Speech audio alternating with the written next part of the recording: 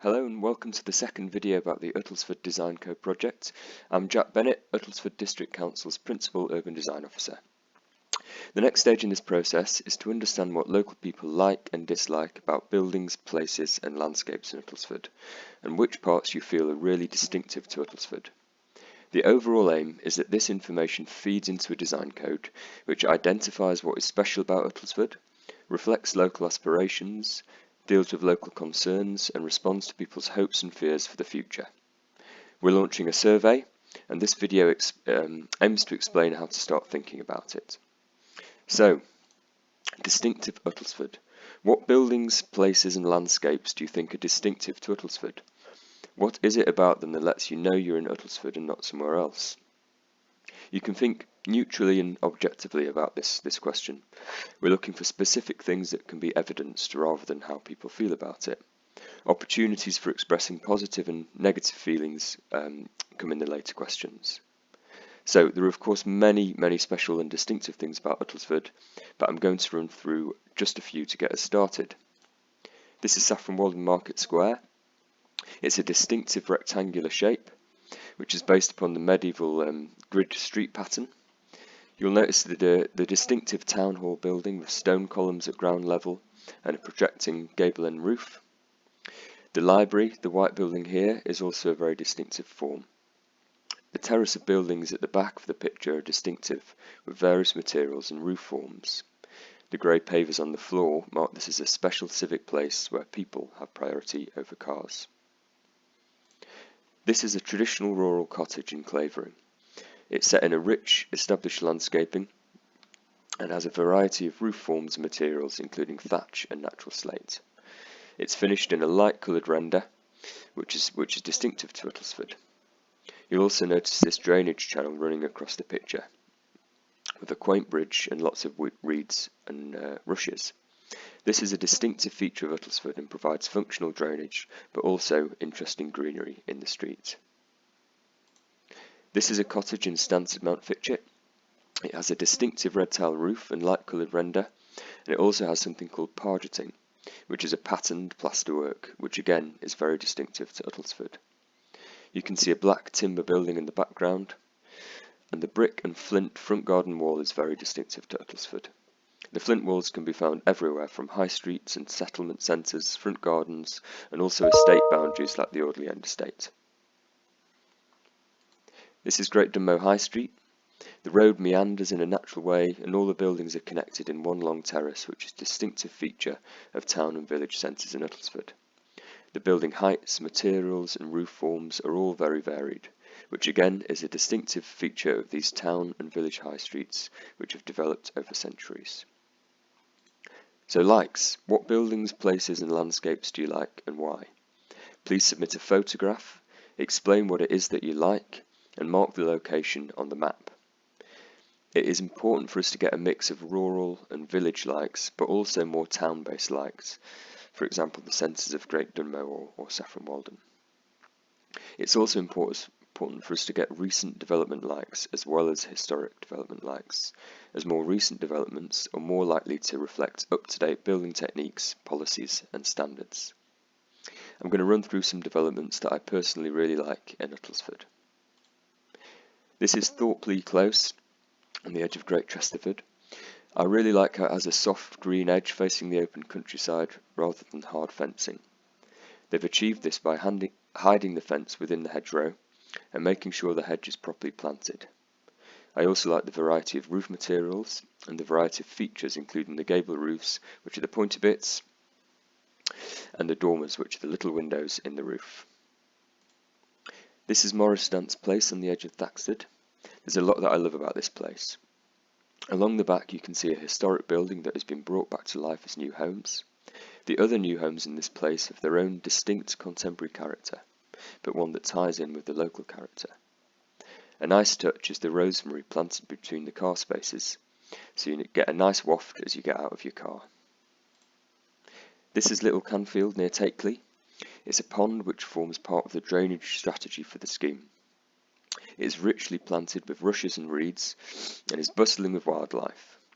It's possible to get to the edge of the pond, so you can look and learn about nature. It's an example of technical drainage infrastructure also doubling up as a nice public green space. These are the historic orderly end cottages. I really like how they're all connected, which makes efficient use of the land, and I could also imagine them as older people's homes, with most of the accommodation on the ground floor, but with a room in the roof for a relative or a carer. I think the dormer windows in the roof and the materials give them their own strong identity. I couldn't talk about my likes without talking about the avenue in Saffron Walden.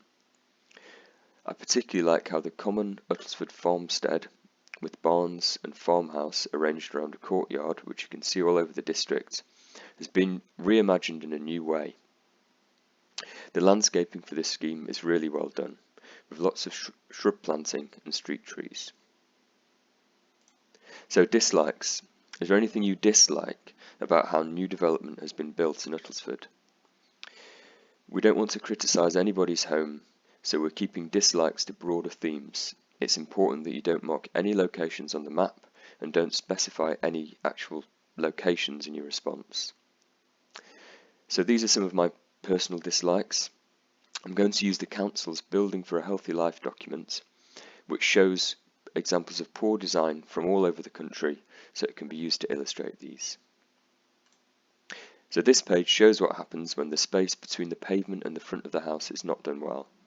There are bins and utility boxes on display, a lack of planting in front gardens, and no hedges or fences to clearly show where the public areas stop and the front gardens begin. This page shows public open space that has been poorly designed. Spaces are faced by blank fences and garden walls. Landscapes are not properly planted, giving a lack of green feel and poor biodiversity. And children's play areas are hidden around the back of schemes, rather than helping to form a heart to a place. This page shows what happens when parking goes wrong. There is an over-reliance on rear courts which are not overlooked for security. There are long runs or areas of parking with no soft landscaping or trees, giving the feel of a car park rather than a residential area. And there are examples of antisocial parking on the pavement. This page shows roads that are designed for cars rather than streets that are designed for people.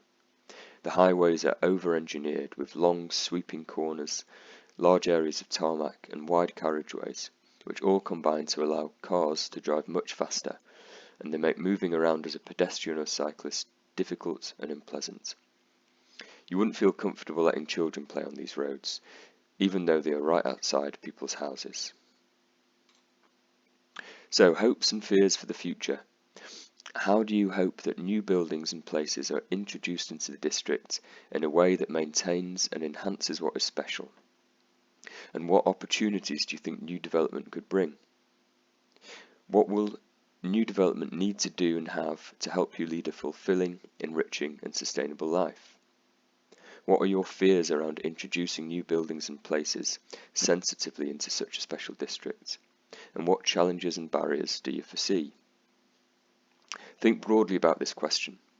You might want to talk and think about access and movement, walking, cycling, public transport, facilities and services and infrastructure, maybe biodiversity, landscapes, parks, and maybe the way that energy is used in the district.